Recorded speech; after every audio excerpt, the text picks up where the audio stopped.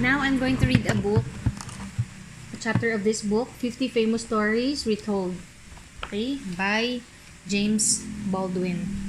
Okay, this story is about Damon and Phythias. Damon and Phythias. A young man whose name was Phythias had done something which the tyrant Dionysius did not like. For this offense, he was dragged to prison, and a day was set when he should be put to death. His home was far away, and he wanted very much to see his father and mother and friends before he died. "Only give me leave to go home and say goodbye to those whom I love," he said, "and then I will come back and give up my life." The tyrant laughed at him. "How can I know that you will keep your promise?" he said. "You only want to cheat me and save yourself." Then a young man whose name was Damon spoke and said, "O king, put me in prison in place of my friend Phythias, and let him go to his own country to put his affairs in order and to bid his friends farewell.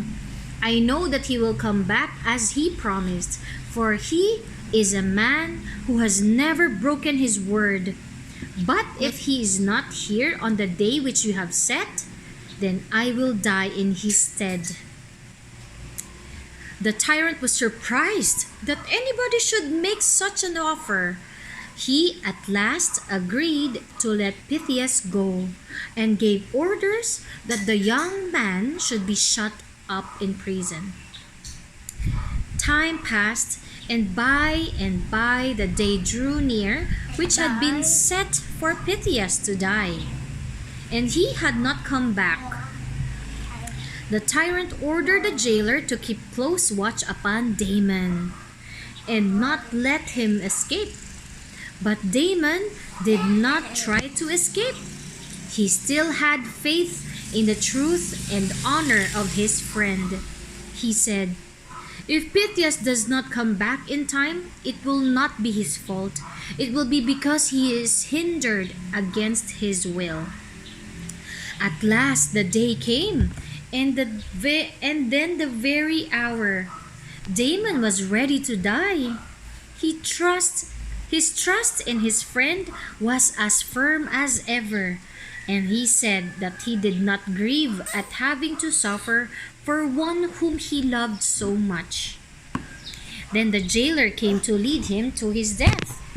But at the same moment, Phythias stood in the door. He had been delayed by storms and shipwreck, and he had feared that he was too late. He greeted Damon kindly and then gave himself into the hands of the jailer.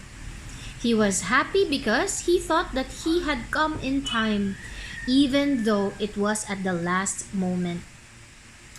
The tyrant was not so bad, but that he could see good in others. He felt that men who loved and trusted each other, as did Damon and Phythias, ought not to suffer unjustly. And so he set them both free. "I would give all my wealth to have one such friend," Dionysius said. Ganda, no?